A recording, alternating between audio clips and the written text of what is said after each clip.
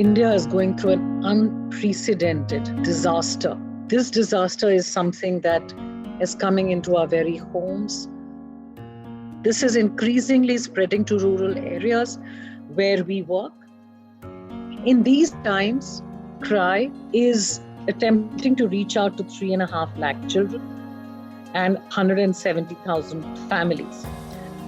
Along with that, we will touch thousands of the frontline staff, the nurses, the anganwadi workers, the local public health centers that are actually the only hospitals available to people in villages, as well as district hospitals.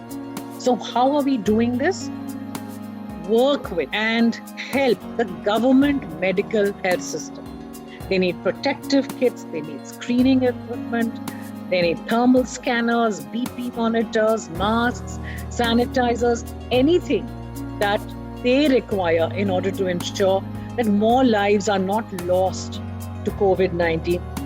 We are also looking at supporting district hospitals with the distribution of oxygen cylinders and concentrators, and look at providing them beds, basic equipment, so that they can be strengthened to do what they are supposed to do. The second area of our work is really around offering the health support to our community. So this is around setting up and operating isolation centers for families that live in very small spaces. They are not able to quarantine ill family members. Looking at extensive vaccine awareness programs, because right now communities are terrified, and there is all kinds of misinformation about both vaccines as well as the impact of testing. And of course, to make the vaccinations available, we are attempting to empanel doctors so that they can offer advice, and hopefully more and more people will not have to reach the stage of actually having to be hospitalized.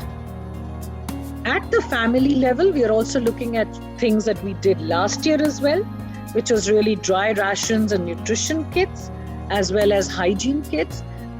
These are really to ensure that the families who have lost livelihoods, who have returned from cities or are in the process of returning from cities, are actually helped.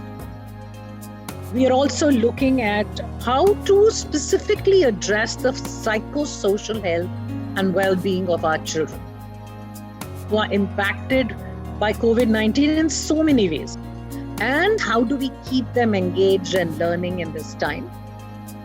So we are attempting to do many things that we believe both are required in the short term, as well as, very importantly, required for rehabilitating a country that is being extremely negatively impacted by COVID-19. Together, we can ensure that this country does not suffer as much as it could, and to ensure that our children who are the most marginalized are helped